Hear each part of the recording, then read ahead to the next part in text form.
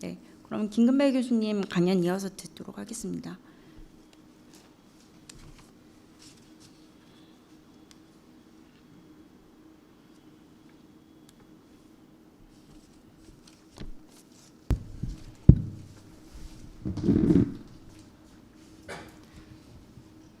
안녕하세요. 전북대 김근배입니다. 오늘은 아무래도 나이가 중요한 날인 것 같습니다. 제가 이렇게 중요하고 의미 있는 자리에 서게 된 것은 그것 또한 나이랑 관련되지 않을까라는 생각이 듭니다. 왜냐하면은 학회랑 저하고 생년이 똑같습니다. 그것뿐만 아니고 월까지도 같습니다.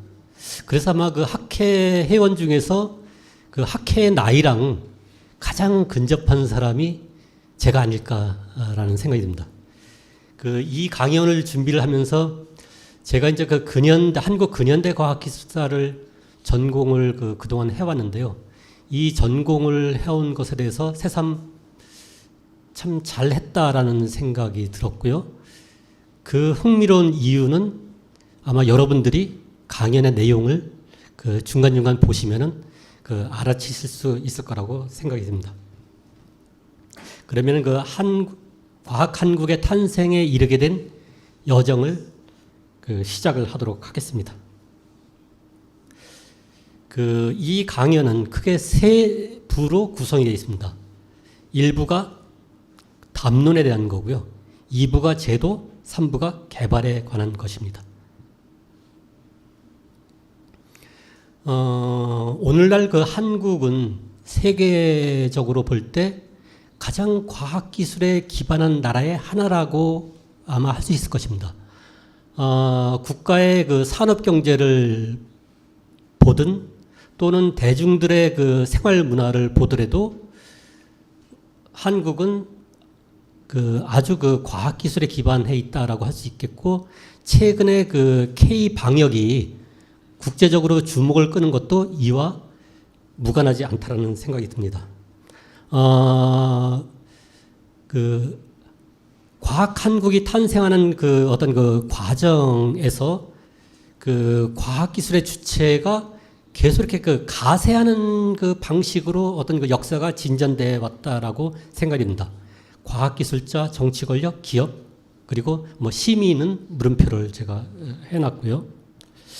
그래서 현재 과학기술이 사회와 어떤 연관을 맺는 어떤 모습을 보면은 압도적으로 경제와의 관련성이 크고요.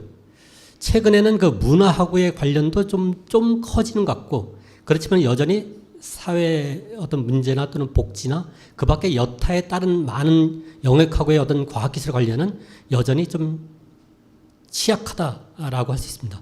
그리고 산업에서도 특히 이렇게 따져 들어가면은 반도체, 이동통신, 그 중에서 메모리, 핸드폰, 여기에 어떤 중점이 크게 두어져 있다는 생각이 듭니다.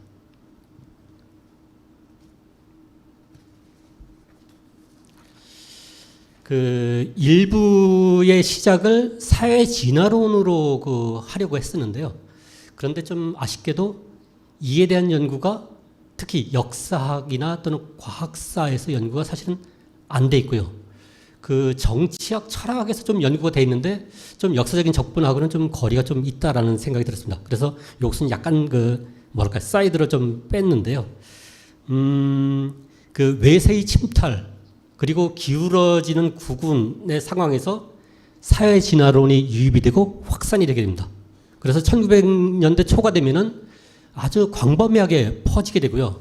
그런데 그간의 어떤 연구에 따르면은 1910년 이후에는 사회 진화론이 어떤 급감했다라고 대개 얘기를 하는데, 실제 신문 기사를 보면은 전혀 그렇지 않은 것을 볼 수 있습니다. 여전히 계속해서 이 사회 진화론에 대한 어떤 이야기가, 담론이 퍼져나가는 것을 볼 수가 있습니다. 근데 이에 대한 논의는 길게 하지 않도록 하겠습니다.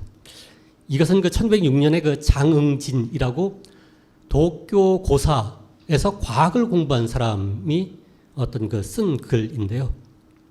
사회 진화론에 대한 여러 이야기들이 잘 나와 있는 글입니다.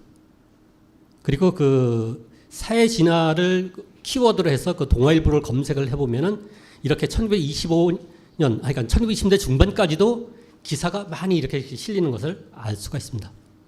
그리고 그 이와 관련돼서 이제 나중에는 공업 입국에 대한 어떤 그 이야기도 그 퍼지게 되는데요.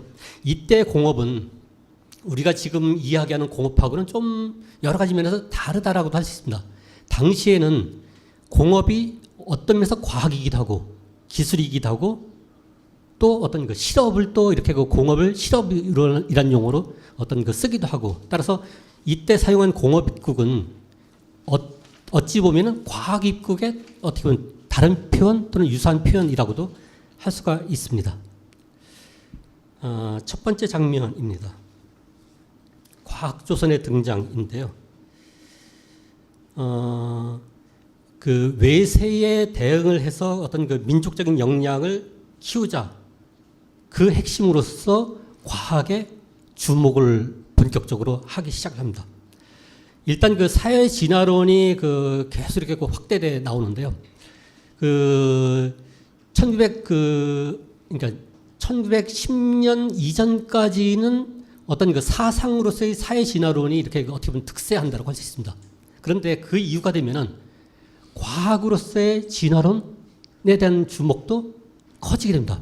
따라서 그 사회 진화론은 그 기본적으로 한국 사회에서 그 사상의 어떤 관점에서 어떤 그 접근을 하고 그리고 그것이 확대돼 왔다고 한다면은 시간이 지나면서는 그 과정에서 이제 과학에 대한 관심이 늘어나게 되는 어떤 그 배경 요인으로 작용하지 않았나라는 생각입니다. 그래서 이제 그 1920년이 되면은 과학의 조선이라는 말이 언론에 등장을 하고 이것이 과학 띄우고 조선, 나중에는 과학 조선 이런 식으로 어떤 그 용어가 변해가는 것을 볼 수가 있습니다. 이것은 그 동아일보 그 1920년 그 논설인데요. 일면에 이렇게 그 과학의 조선이라고 이렇게 실려 있습니다. 그래서 과학의 광명천지. 그래서 하여간 과학이 없이는 어떤 그 사회 발전이 이루어질 수 없다. 뭐 이런 내용을 담고 있는데요. 그 과학으로서의 진화론을 주목을 하고 또 나아가서 어떤 그 과학에 기반한 어떤 그 사상이나 사회에 대한 어떤 그 논의 뭐 이런 식으로 어떤 그 논의가 어떤 그 새롭게 펼쳐져 나가는 것을 볼 수가 있습니다. 그리고 1922년에 안창남의 고국 방문 비행이 이루어지는데요. 이때 그 안창남 비행사가 그 비행 도중에 공중에서 그 유인물 이제 선전지를 뿌리게 됩니다. 그 글인데요. 여기 보면은 과학의 조선이라는 말이 나오게 됩니다. 따라서 점점 과학의 조선 또는 과학 조선이라는 말이 이렇게 논의가 확대돼 나가게 되는 것을 알 수가 있습니다. 이것은 그 안창남 비행사의 사진인데요.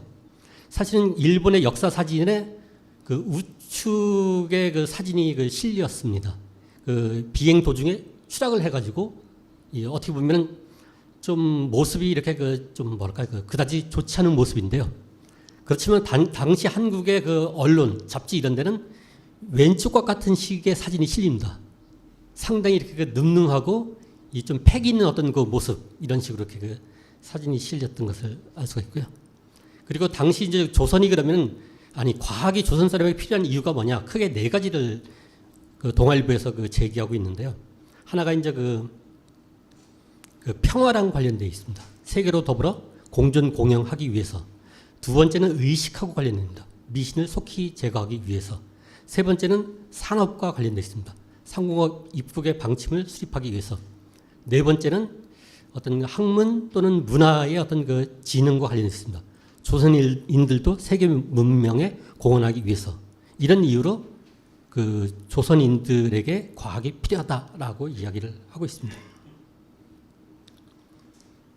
두 번째 장면은 1930년대 과학운동입니다. 이때가 되면은 조선인 과학기술자들이 집단적으로 등장을 하게 됩니다. 무엇보다도 경성 고공 졸업생들이 이제 다수가 등장을 하게 되고요.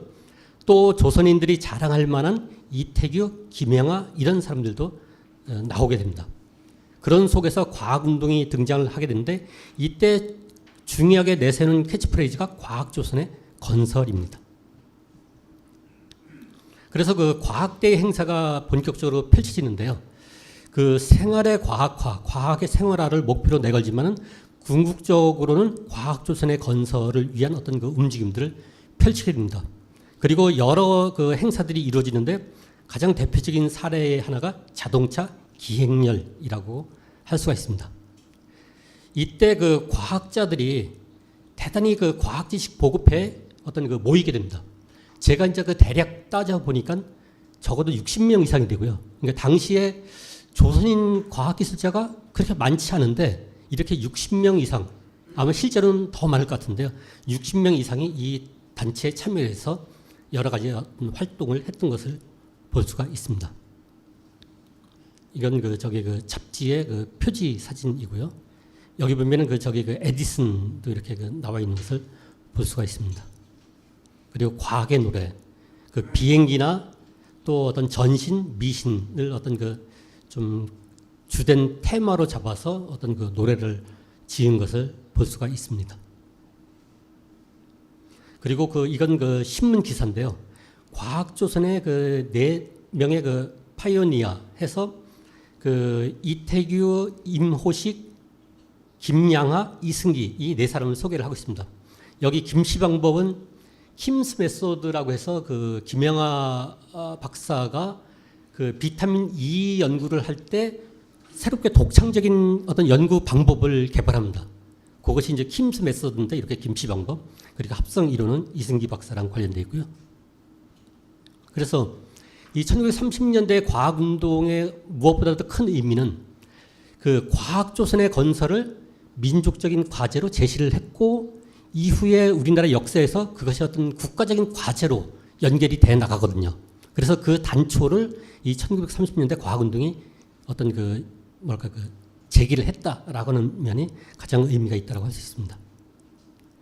세 번째 장면은 그 과학기술 남북 분단입니다.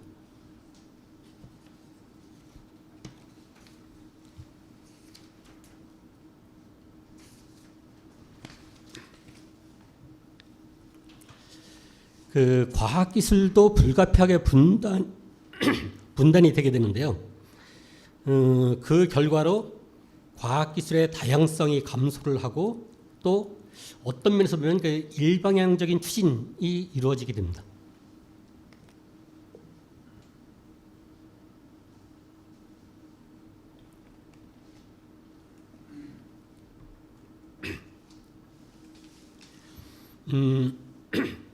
그 광복이 되면서 과학에 대한 열정이 과학기술자들 사이에서 어떤 분출이 되게 됩니다. 그런데 당시 남한에서는 그 과학기술이 제대로 그 추진이 되기 어렵고 반면에 북한에서는 과학기술에 중점을 두면서 추진을 하면서 결국 많은 과학기술자들이 그 북으로 올라가게 됩니다. 그 의사들은 많은 수가 남으로 내려오게 되고요. 이 이공계 전공자들은 많은 수가 북으로 가게 됩니다. 그 당시 이제 언론에 이제 소개된 어떤 그 과학조선과 관련된 이런저런 이야기들이 아주 많이 이렇게 기사화 되게 됩니다. 하나 이제 재밌는 것 중에 하나는 여기 보면은 미국 화학 박사 김응건 씨 귀국 이렇게 돼 있죠. 사실 제가 나름대로 일제 강점기 때 그 과학 이공계 특히 이공계 분야의 박사 기자들을 거의 조사를 했다라고 생각을 했는데요. 이번에 보니까 빠진 분이 있습니다. 네, 김은건 박사인데요. 이분이 그 미국의 미시건 대학을 졸업을 하고 그리고 존스 홉킨스 대학에서 1937년에 화학으로 박사학위를 받습니다. 그런데 그 이후에 하여간 여러 활동들을 활발하게 하는데요. 전쟁 때 현재까지 제가 더 찾아본 바로는 납북된 걸로 이렇게 나와 있습니다. 그렇기 때문에 우리에게 대단히 낯선 인물이었던 거죠. 당시에 이제 여러 갈래의 움직임이 벌어지는데요. 당시 유명했던 그 과학기술계 인사들이죠. 이태규, 안동혁, 김봉집, 최기남 이분들이 저마다 하여간 과학조선을 건설하기 위해서 어떤 노력을 기울여야 될지에 대한 이야기들을 펼치게 됩니다. 그런데 공통적으로 행정기구나 교육기관 그리고 종합연구소 대중의 보급 이런 것은 공통적으로 강조했던 사항들입니다. 이것은 그 경성대학 이공학부 제1회 졸업기념 사진인데요. 이 제일 앞줄의 가운데는 미군정 관료들이 앉아 있고요. 양옆쪽으로는 당시의 그 이공학부의 교수들이죠. 조선인, 한국인 교수들이 이렇게 그 앉아 있습니다. 그런데 그 가장 대표적인 이태규 박사, 이승기 박사가 있는데요. 그 모습이 아주 그 대비가 됩니다. 그 이태규 박사님은 뭐랄까요, 대부분의 그 한국인들처럼 이렇게 되게 얌전한 모습으로 이렇게 앉아 있는데, 그 이승기 박사는 미군정의 관료들처럼 다리를 꼬고 팔짱을 끼고 이렇게 있는 모습을 볼 수가 있습니다. 좀 흥미로운 사진이라는 생각이 들었습니다. 그리고 제가 이제 그동안 조사한 바로 그 당시 활동 중인 이공계 대졸자의 한 40% 정도가 월북한 걸로 제가 조사한 바로는 나옵니다. 그 인원이 84명 정도가 되고 분야별로는 약간 서로 간에 차이가 납니다. 특히 물리학 분야의 어떤 그 월북 과학기술자가 많았고 화학공학 분야도 그 많은 것으로 어떤 그 나옵니다. 그 네 번째 장면입니다. 그 국민적인 그 여망으로서 이제 고등교육에 대한 관심이 어떤 폭발적으로 늘어나게 됩니다. 그런데 이때 정부는 특히 과학기술 교육을 장려를 합니다. 대학을 설치할 때도 과학기술계 대학 또는 학과를 반드시 중요하게 포함을 해야 되고요. 또 유학을 갈 때도 그 과학기술 전공자들을 우대를 하는 조치를 취하면서 그 어떤 그 이공계 대학이 확대돼 나가기 시작합니다. 그 오른쪽에 그 신문 기사는 박익수 선생님이 그 동아일보에 쓴 글인데요. 과학진흥의 길입니다. 이 내용을 보면은 그 과학에 어떻게 보면 과학에 기반한 나라를 세우자 이런 내용입니다. 바로 어떻게 보면 과학 한국입니다. 그래서 그 대학이 대대적으로 확대가 되고 그 1950년대 말까지 과학기술 관련 학과를 중요하게 갖춘 대학이 40개 정도로 늘어나게 됩니다. 그리고 당시에 좀 재밌는 것 중에 하나가 당시에 우리가 생각할 때 이학 분야하고 공학 분야가 어느 분야가 더 실용적이라고 할 수 있겠는가? 당연히 우리는 공학 분야라고 생각을 할 수가 있습니다. 그런데 사실은 그렇지가 않습니다. 공학 분야는 대단히 그다지 실용적이지 사실은 않았고요.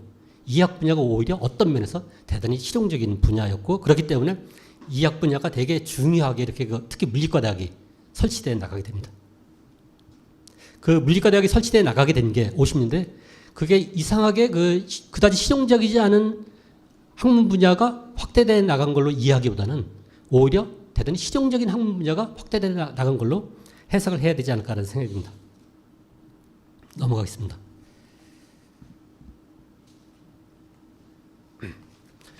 이 시기에는 그 미네소타 프로젝트가 중요하게 추진이 되고요. 그래서 고등교육 재원의 대부분인 $10,000,000가 이 기간에 투여가 됩니다. 그러니까 서울대 집중적으로 투여가 되는 거죠. 그것도 공학, 의학, 농학 분야에 투여가 됩니다. 그리고 해외 유학이 본격적으로 이루어지겠는데, 일제강점기 동안에 그 대학을 나온 사람들 중에서 과학기술 모든 분야의 전공자의 비율이 한 10% 정도밖에 안 됐습니다. 그런데 이 전쟁이 끝난 이후부터는 50%가 됩니다. 엄청나게 이 시기에 어떤 그 과학기술 전공자들이 폭증하게 되는 것을 볼 수가 있고요. 특히 고등교육이 크게 늘어나게 됩니다. 그래서 한양공대, 인하공대도 세워지게 되고요. 이것은 그 서울대학교 재건계획과 관련된 사진들이고요. 당시에 1950년대 서울대 공대의 모습입니다. 그 우측의 아래의 가운데 분은 당시 서울대 총장 최규남 박사이고요.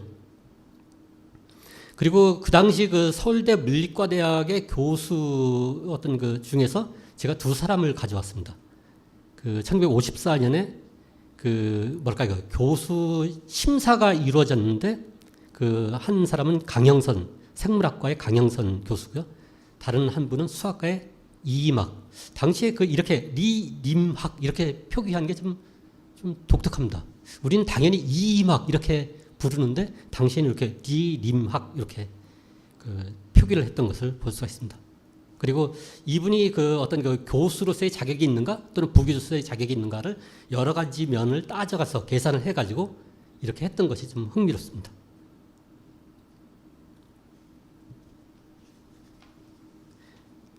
그리고 그 다음에는 그 이제 국가적인 과학기술 정책이 수립이 되고 추진됩니다.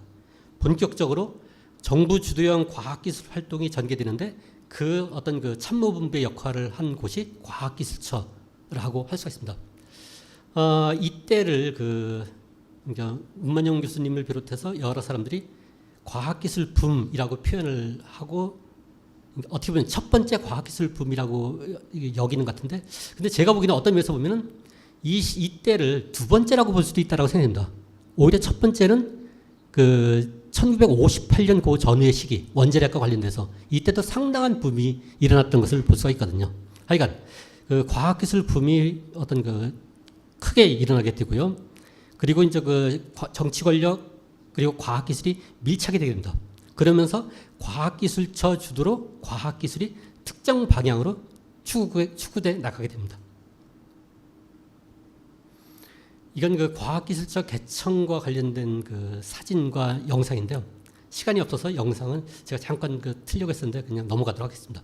이때 크게 내세운 게 공업 입국 뒷받침할 과학기술 이렇게 하면서 이제 과학기술을 그 진흥을 하고자 이제 그 하여튼 과학기술처를 뭐 어떤 문을 열게 됩니다. 이건 그 과학기술처 설립과 관련된 자료고요. 그러면서 이제 그 특히 그 박정희 정부 시기에 과학기술이 큰 관심을 갖고 본격적으로 추진이 되게 되는 것은 10월 유신과 사실은 관련이 있다고 저는 생각이 듭니다. 그러니까 10월 유신을 계기로 해서 과학기술이 정치 권력하고 어떤 밀착이 이루어지면서 그 정치 권력의 본격적인 지원에 의해서 과학기술이 빠르게 발전돼 나가기 시작을 하게 됩니다.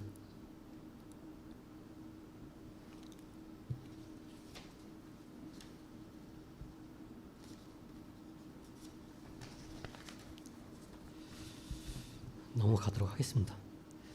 여섯 번째 장면은 그 과학기술 연구 인프라가 구축이 되고 또 과학기술 활동의 핵심으로서 개발 연구가 전개돼 나가기 시작합니다. 경제개발을 위한 연구개발이 시작이 되는데 사실 우리는 연구개발이라는 용어를 당연시합니다. R&D. 근데 실제 한국에서는 연구개발이라기보다는 개발연구라고 표현을 해야 되지 않을까라는 생각입니다. 또 한국을 비롯한 후발국, 개도국의 경우에는 R&D라기보다는 그것의 어떤 그 바뀐 모습이죠. 앞뒤가 바뀐 개발연구. 그래서 과학기술 중심본부가 구축이 되고 전략산업별로 연구소가 증설이 되면서 그 개발연구가 이루어지게 됩니다. 키스트의 어떤 그 역할이 대단히 다양하다. 특히 문만영 교수님이 이에 대한 이야기를 했는데요. 여러 어떤 그 다양한 얘기를 합니다. 근데 이렇게 당시에 그 연구소가 다양한 역할을 하게 된 것이 어떤 면에서 자연스러울 수 있는 것 같습니다. 왜냐면은 그러니까 개발 연구가 이루어지기 위해서는 그와 관련된 여러 가지 면들이 사실은 갖춰져야 됩니다. 근데 그 여러 가지 면을 갖추는 것을 연구소가 세워지고 연구소 활동이 그 여러 가지를 갖추는 것을 함께 해나가지 않을 수 없었다라는 것을 단적으로 보여준다는 생각이 들고요. 그리고 이제 그 10년이 됐을 때, 키스트 설립 10년이 됐을 때, 박정희 대통령이 이렇게 그 휘호를 그 키스트에 이렇게 보냈는데요. 과학 입국 기술 자립입니다.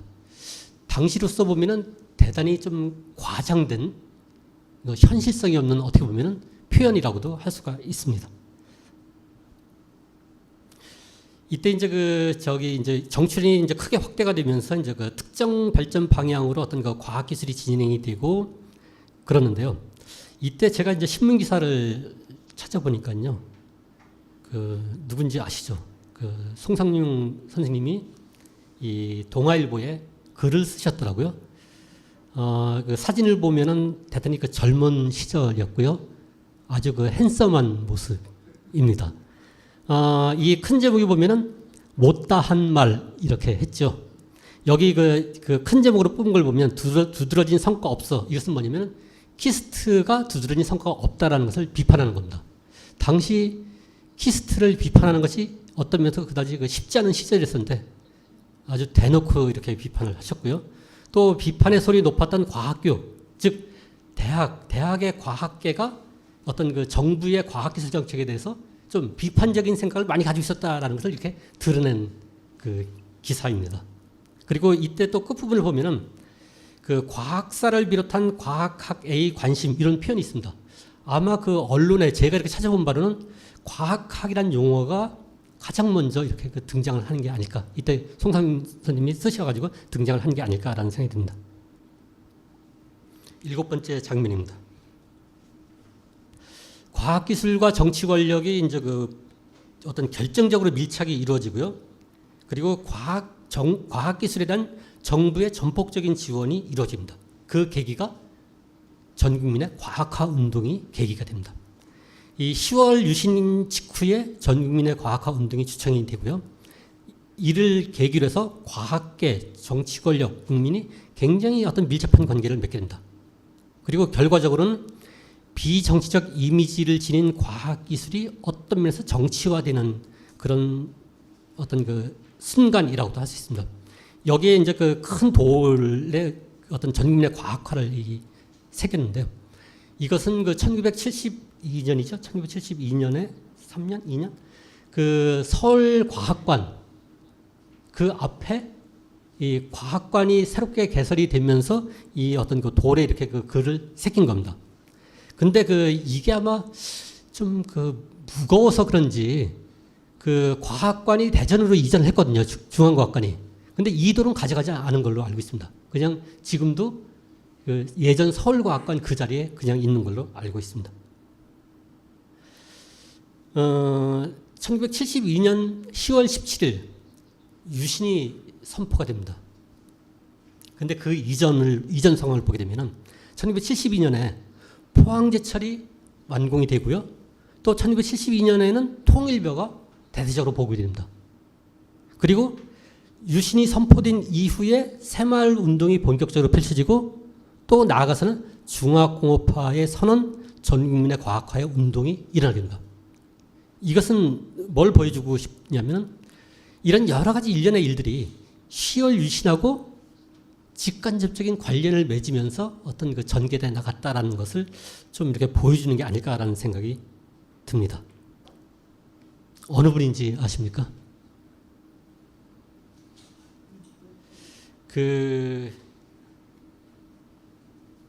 저도 찾아보고 깜짝 놀랐는데요. 어떻게 보면은 전 국민의 과학화 운동의 그 맥락 속에서 그 김일기 선생님과 관련된 기사가 이렇게 난 것 같기도 합니다. 여기 보면은 그 25세의 이학 박사 김영식 씨 이렇게 소개가 되어 있고요. 사진을 보면은 지금의 선생님하고는 좀 많이 이렇게 좀 다른 그리고 모르는 분 같은 이런 어떤 사진입니다. 그 전 국민의 과학화 운동의 이중성은 하나는 과학기술을 널리 대중들에게 알리고자 한 것이지만 다른 한편으로는 과학기술을 이용해서 대중의 지지를 이끌어내고자 한 거라고 할 수 있을 것 같습니다. 특히 그 무엇보다도 새마을봉사단, 전국민의 과학화 운동에서도 새마을봉사단이 그 정치 권력하고 과학기술이 밀착이 된 또는 과학기술이 정치 권력으로부터도 큰 인정을 받게 된 그런 어떤 그 사업이었다라고 생각이 되는데요.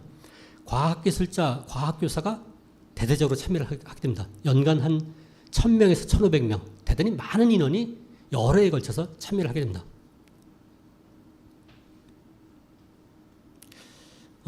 이 사업 실적을 보면요. 기술 지도가 약 28,000회 정도 실시가 되고요. 그리고 서적 배포가 11만 부가 넘게 배포가 됩니다. 그리고 제가 이제 그 전라북도 새마을기술봉사단 그 참여자를 좀 봤는데요. 여기를 보면 단장이 서정상 이렇게 되어 있습니다. 당시 이 분은 전북대학교 화학과 교수로 있었고요. 그런데 이후에 전북일보를 세우고 또 얼마 지나지 않아서는 우석대학을 세우게 됩니다. 근데 이게 이 전라북도 새마을기술봉사단을 이끄는 과정에서 일어나는 일들입니다. 그 서정상 박사는 전라북도에서 대단히 입지전적인 인물로 소개되어 있습니다. 마치 어떻게 표현되고 있냐면 전라북도의 김성수, 인천 김성수 이렇게 소개가 됩니다. 그러니까 무에서 유를 창조한 그런 사람으로 여겨지겠습니다. 그런데 그 중간 과정에 새마을기술봉사단이 있고요. 그리고 이 전라북도 새마을기술봉사단이 활동이 대단히 뛰어났다고 해서 대통령상까지 받게 됩니다. 그래서 이런 것들이 서로 관련돼 있고 사실은 과학기술계가 전반적으로 정부의 지지를 크게 받게 되는 것이 이걸 통해서 이걸 계기로 해서 받게 되는데 그것뿐만 아니라 이 사업에 참여했던 유력 과학기술자들도 이런저런 어떤 그 혜택을 받지 않았을까. 그 사례의 어떤 하나로서도 보여진다라는 겁니다. 물론 더 조사 연구가 필요한 부분입니다. 그리고 3부는 개발과 관련된 부분입니다. 그 서울 올림픽과 이제 1980년대 접어들면서 갑자기 한국에서 첨단 기술에 대한 이야기가 펼쳐지게 됩니다. 근데 이것이 아무래도 서울 올림픽하고 관련되지 않을까라는 생각입니다. 앞으로 연구가 좀 많이 돼야 될 부분이라는 생각이 들고요. 뭐 그냥 넘어가도록 하겠습니다. 예, 당시 이걸 보면은 올림픽이 열리기 전에 신문 기사인데요. 세계를 하나로 우리 기술로 펼치는 첨단 올림픽. 그리고 올림픽이 막 끝나자마자는 올림픽 계획이 한국 첨단 기술 세계 무대 대비. 그리고 삼성에서도 인류를 위한 첨단 기술 휴먼 테크 이런 광고를 대대적으로 펼치는 것을 볼 수가 있습니다. 그리고 그 8번째 장면인데요. 개발 연구를 위한 국가적인 총력전이 펼치게 됩니다. 그 기업, 특히 이 과정에서 대기업의 개발 능력이 급속도로 성장하게 됩니다. 여기 이제 신문 기사 하나 제가 가져왔는데요. 이렇게 그 표현을 하면은 좀 적절치 않을 수 있는데요. 박선희 선생님 이때 사진을 보니까 대단히 좀 귀엽습니다. 이때 선생님이 이제 강의한 내용을 이렇게 기사화한 거더라고요. 여러 가지 이야기를 하고 있습니다.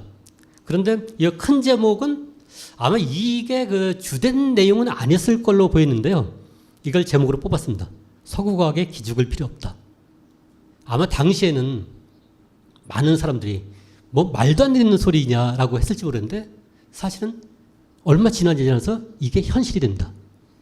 엄청난 어떤 뭐랄까 이렇게 예지력을 어떤 지닌 어떤 신문 기사라는 생각이 듭니다. 하여간 국가연구기업에서 본격적으로 추진이 되고 그러면서 이제 대기업이 이제 글로벌 기업으로 성장을 하게 됩니다. 특히 대기업의 개발 규모 양산이 서로 결합이 되면서 시너지를 내게 됩니다. 이건 이제 특정연구개발 사업이 어떤 추진되는 것에 대한 기사고 그러면서 이제 본격적으로 국가연구개발 사업이 이루어지게 됩니다. 넘어가도록 하겠습니다. 특정연구개발 사업이 이제 전개가 되는데요. 사실은 이 특정연구개발 사업은 우리나라의 최초의 국가연구개발 사업일 뿐만 아니라 지금까지도 추진되고 있는 최장수 국가연구개발 사업입니다. 이 시기에 어떤 90년대 초반인데요. 초반에 과학기술자문위원으로 김영식 선생님이 참여를 하시고 사실은 저도 이때 이렇게 뭘까 보조원으로 이때 어떤 참여를 했기 때문에 그 기억이 여러 가지 기억들이 여전히 지금도 생생하게 납니다. 특정연구개발 사업이 아래에 이게 타원형의 그 안에 들어있는 것들이 모두 특정연구개발 사업과 관련된 것들입니다. 그런데 이것이 정부의 여러 부처에서도 이와 유사한 사업이 확대돼 나가게 되고요. 그리고 기업에서도 뭐 어떤 이것을 모방한 사업이 이루어지고 대학에서도 이루어지게 됩니다. 즉 국가연구개발 사업이 특정연구개발 사업으로 시작이 되면서 이것이 어떤 전방위적으로 이 확대돼 나가게 빠른 시간 내에 된 것을 볼 수가 있습니다. 그 가장 대표적인 사례 중에 하나가 G7 프로젝트인 선도기술개발 사업이라고 할 수 있겠고요. 그래서 9번째 장면은 이것을 발판으로 해서 삼성전자의 16메가 D램 사업이 펼쳐지게 됩니다.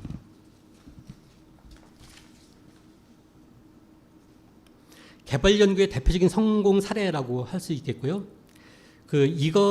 이것이 다른 첨단 기술 분야로 어떻게 보면 모델이 돼서 확대돼 나가게 되기 때문에 대단히 의미 있는 어떤 장면이라는 생각이 듭니다.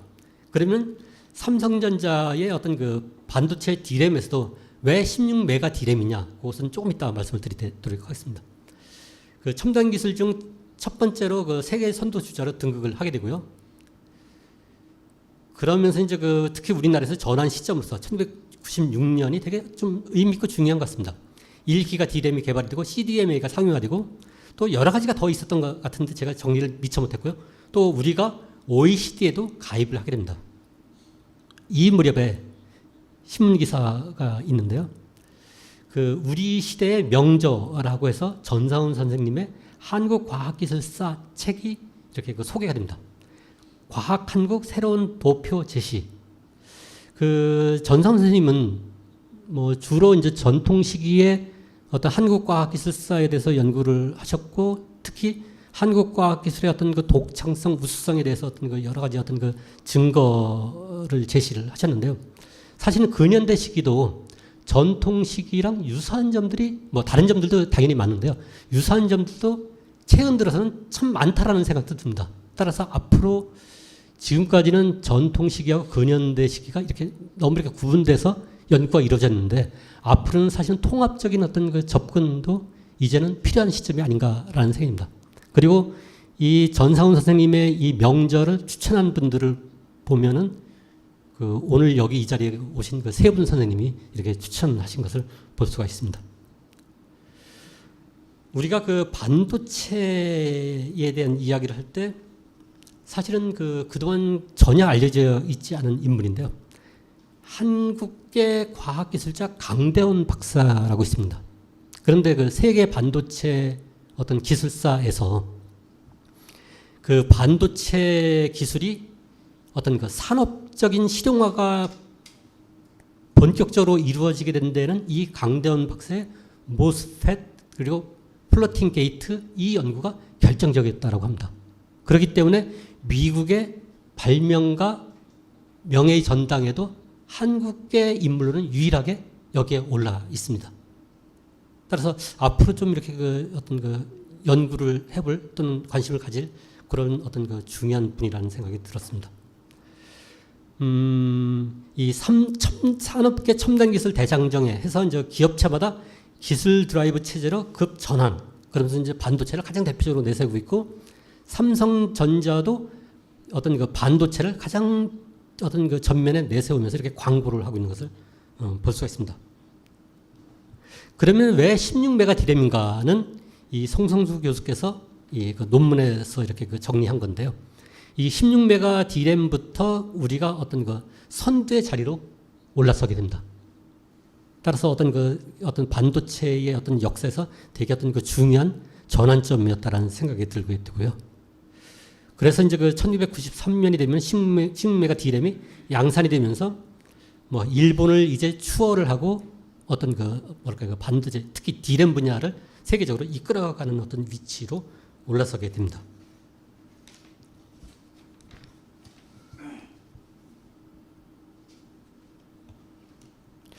이건 그 1996년 또 그 이후의 어떤 그 기사인데요. 그 김명자 선생님께서 그 이렇게 뭐랄까 인터뷰한 기사입니다. 국가 정책 결정 과학기 인력 참여 확대를 그러면서 이제 그 대통령 비서관 재경원의 어떤 과학기술자 출신이 없다. 국회의원도 이공계 출신이 너무 적다. 이런 얘기를 하셨는데 실제로 선생님께서 어떤 이 관련된 일들을 실천을 그 이후에 옮기신 것을 볼 수가 있습니다. 그리고 이제 그 마지막 장면인데요.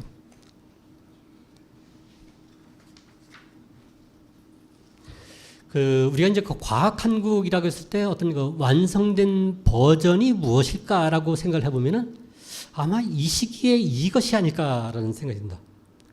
결국 과학기술 혁신을 통해서 선진 한국을 어떤 추구하려는 여러 노력들을 이제 펼치게 되는데요.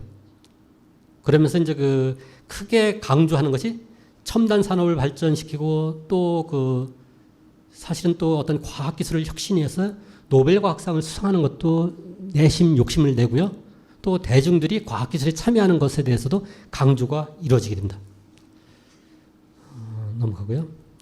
당시의 그 과학기술 중심 사회의 어떤 그 큰 그림을 보게 되면은 결국 그 새로운 대한민국을 건설하는 건데요. 이것이 어떻게 보면은 과학한국의 건설입니다. 그럼 그것을 어떻게 건설하느냐? 과학기술이 국가 발전의 원동력이 되게 하는 겁니다. 경제성장, 사회발전, 안보강화, 문화발전, 지속가능한 발전, 이 모든 것들이 과학기술이 원동력이 돼서 어떤 이루어질 수 있다는 겁니다. 그리고 세부적으로는 하나가 과학기술 자체의 혁신이고, 두 번째는 과학기술을 통해서 발전하는 거고, 세 번째는 국민이 과학기술에 적극적으로 참여하는 겁니다. 어떤 세부적인 여러 내용들을 보면은 이후에 뭐랄까요, 그 펼쳐지는 여러 가지 내용들의 모태가 이 과학기술 중심 사회가 모태가 된 것으로 보입니다. 당시 어떤 그 사진들인데요. 그러니까 노무현 대통령이 이렇게 그 직접 과학기술인 신년 인사회에도 이렇게 참여를 했고, 거기 또 어떤 내세운 것이 우리 함께 만들어요 과학기술 중심 사회입니다. 그렇지만은 한편으로는 이 과정에서 황우석 사태가 발생하기도 합니다. 어떤 국민들의 어떤 그 세계 최고의 노벨 과학상에 대한 어떤 그 열망, 그렇지만 한편은 한국 과학기술에 대한 취약성이 그 드러나기도 합니다. 이렇게 과학기술 사회 시스템이 이렇게 그 구축이 되게 되고요. 그리고 과학 한국의 자화상이 만들어지게 됩니다. 과학 한국은 어떤 면에서 보면은 그 장밋빛만도 아니고요, 회색빛만도 아니고 다채로운 모자이크라고 할 수가 있습니다. 그래 보면은 과학기술 부분 또는 사회문화 부분에 크게 발전되어 있는 부분도 있지만 낙후되어 있는 부분도 있고요. 이런 과학 한국의 입체적인 모습은 그간 쭉 살펴본 한국 과학기술의 역사 속에서 어떤 이런 모습이 형성됐다라고 할 수가 있습니다. 제가 이제 10장면을 얘기를 했는데요. 이 중에서 더 결정적인 장면을 꼽으라면은 1930년대 과학운동, 과학기술체의 설립, 그리고 메모리 반도체. 아마 이 세 가지가 훨씬 더 어떤 중요했던 순간이지 않을까라는 생각이 들고요. 그렇지만 이 10장면만으로 과학 한국을 다양한 모습을, 다채로운 모습을 다 잘 설명해 주기는 어렵습니다. 오히려 제가 보기에는 더 여러 장면들에 대한 이야기들이 앞으로 이루어져야 될 것 같고요. 그 이야기는 과학 한국은 한두 개의 결정적 장면이 아니라 아주 다양하고 많은 장면들의 축적, 교차를 통해서 어떤 형성됐다, 탄생을 했다라고 이야기를 할 수 있을 것 같습니다. 예, 이상으로 제 강연을 마치겠습니다. 감사합니다. 네, 김근배 교수님의 흥미로운 강연 잘 들었습니다. 생각지도 못했던 세 분 교수님의 젊은 시절을 제가 보게 되네요. 지금 시간이 10분 정도 있는데요. 질문을 받을 건데요. 진행을 아무래도 현장에 오신 분들은 그래도 직접 여쭤볼 수 있을 것 같은데, 줌으로 접속하신 분들 같은 경우는 좀 먼저 배려를 해드리면 어떨까 생각 들어서요. 줌으로 접속하신 분들 중에서 질문 있으신 분들은 음성 켜시고 일단 말씀하시면 겹치면 제가 조정을 해드릴 텐데, 우선 먼저 말씀하실 분 말씀해 주시면 될 것 같아요. 질문 있으신 분 질문해 주세요. 줌으로 접속해 주신 분들.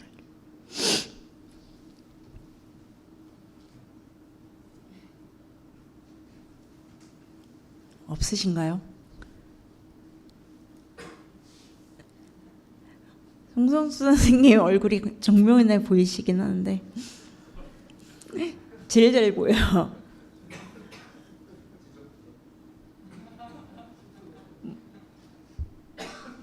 다른 분들도 질문하시려면 얼굴 켜셔도 되고요. 예, 아직 생각 안 나시는 것 같으니까 그럼 플로어에서 질문 받도록 하겠습니다. 플로어에 질문 있으신 분들은 질문해 주세요.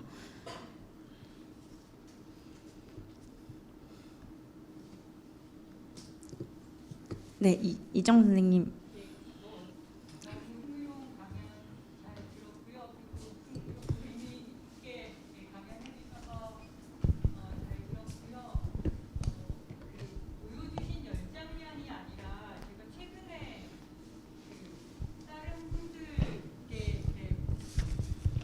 질문인데요. 그러니까 중국에서는 그러니까 오사운동을 할 때 이미 그 과학이 바로 그 중국 독립과 굉장히 연결되어서 중요한 담론으로 이제 그 1910년대 신천년부터 이렇게 나오고 그랬으니까 그랬다고 하는데 저희는 1930년대가 되어야지 이제 그 과학 한국 선생님 말씀하신 대로 그 장면이 이제 만들어지는데 그 사실은 그죠 과학 그 한국을 만드는 그 한국이라는 나라를 만들자는 그 제일 첫 번째 장면이었던 그 3.1 운동에서 과학이라는 것이 거의 사실은 찾아볼 수가 없거든요. 근데 어떻게 생각하면 최남선 같은 경우는 이미 뭐 소년 이런 거 통해서 과학 이야기를 하고 있었는데 그 뭐 독립선언서에도 그렇고 전혀 사실은 과학이 그 이후에도 전혀 부각되지 않았던 게 그 중국이나 뭐 이런 비슷한 시기 다른 어떤 지역에 말하자면 독립 그 운동, 뭐 탈식민 운동 이런 거랑 연결했을 때 약간 다른 점이다 이렇게 말씀들을 하시더라고요. 어떻게 생각하시는지 궁금합니다. 예. 예, 저도 사실은 그동안 공부를 해오면서 뭐랄까 항상은 아니지만은 때때로 가졌던 의문 중에 하나입니다. 그런데 왜 어떤 과학 기술이 뭐 하여간 독립 뭐 직접적이든 간접적이든 과의 관련이 되게 약했고 그 관련도 뒤늦게 이렇게 나오게 됐는가는 일차적으로 우리나라의 경우에 한국의 경우에는 예를 들면 중국에 비해서도 훨씬 더 과학기술자들이 특히 집단적으로 늦게 등장한 것하고도 저는 굉장히 관련돼 있다고 생각합니다. 예를 들어서 3.1운동 당시나 또는 그 직후에도 어떤 사회적으로 어떤 이 과학을 어떤 독립이나 어떤 국가의 주권하고도 관련을 시키고자 하려면은 좀 과학에 대한 사람들 사이의 공감, 사회적인 공감이 형성이 돼야 되는데 전혀 그렇지 못했다는 생각이 들거든요. 그렇다면 그 이유는 과학기술자들의 어떤 집단적인 형성이 대단히 늦었던 것하고 관련돼 있고 30년대 어떤 과학운동이 일어나게 되는 것은 그때쯤 돼야 비로소 그래도 이렇게 집단이라고 할 수 있는 그룹이 형성이 되고 또 그런 속에서 이제 과학이 사회적으로 또는 어떤 민족 내에서 공감할 수 있는 정도가 된 게 아닐까라는 생각이 듭니다. 예, 또 다른 질문 있으신 분? 아까 임종태 교수님 손 드셨는데.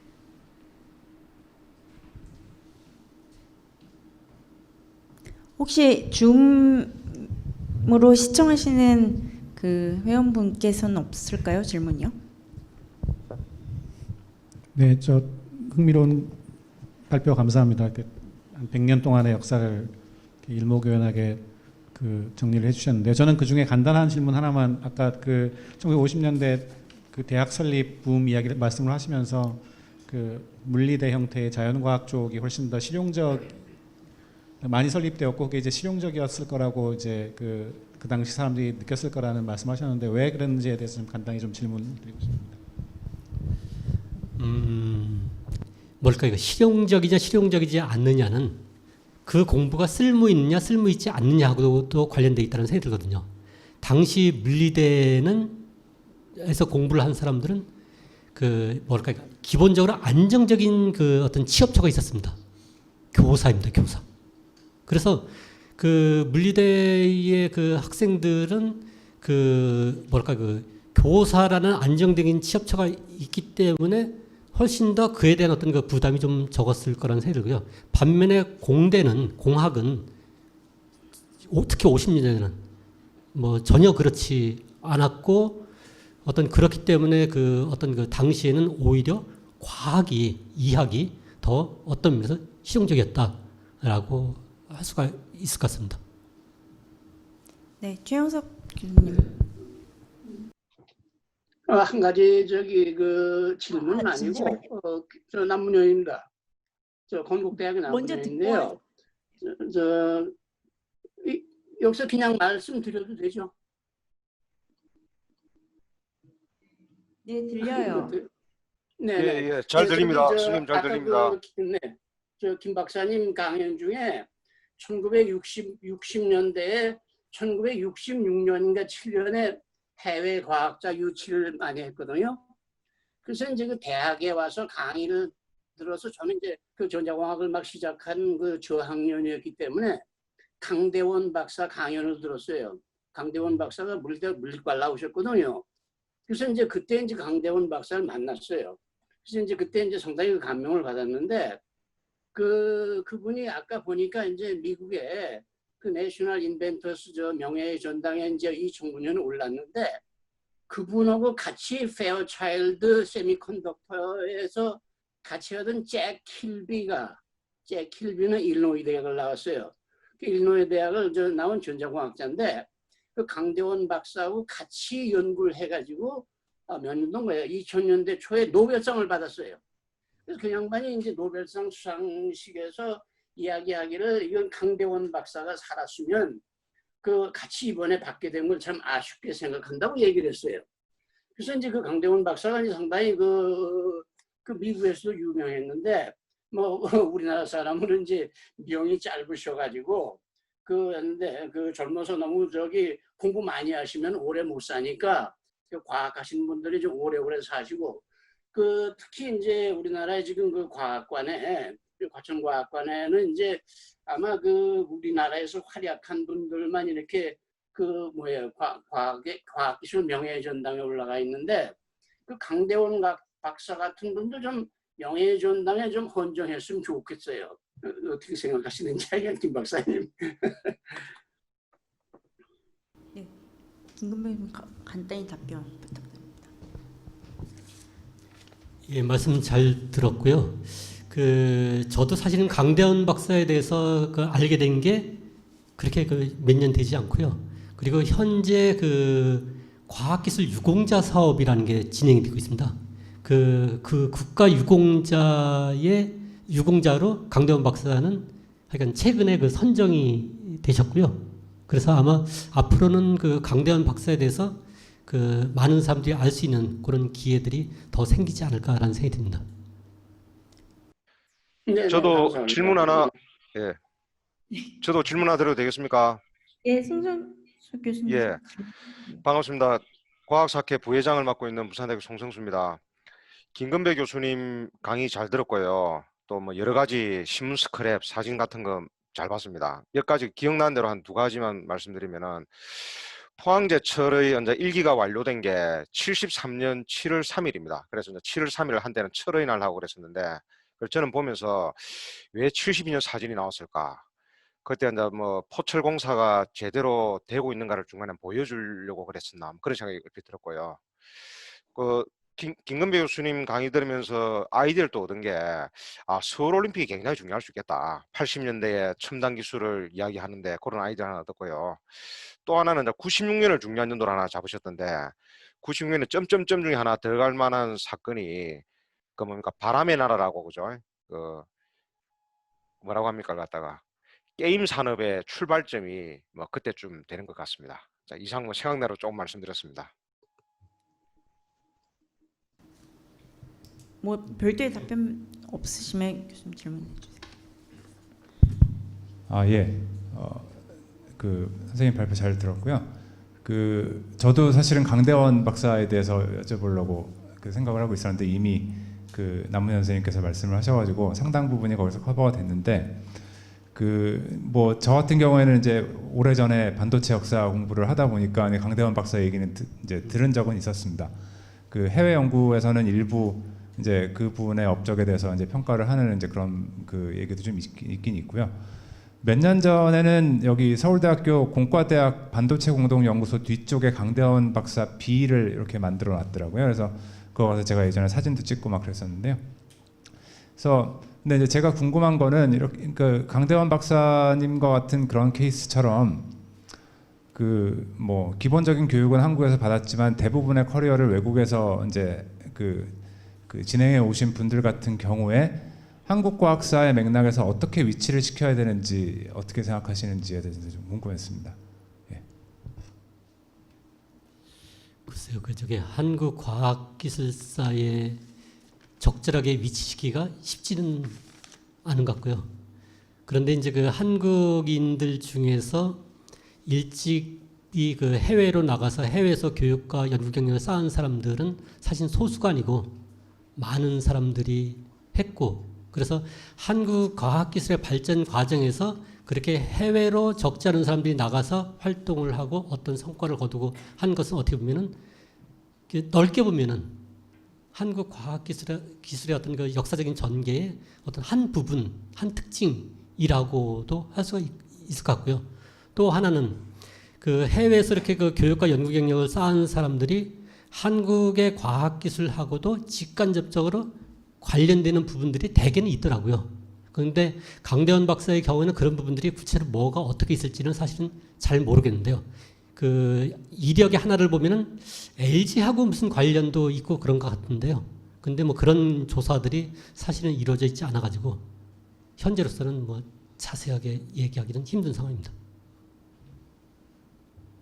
네, 지금 시간이 조금 초과가 돼서요. 또 다른 질문이 있거나 한 것은 마지막에 혹시라도 있으시면 채팅창에 올려주시고요. 아닌 경우는 지금 개막 강연은 여기서 마치도록 하겠습니다. 예, 수고하셨습니다.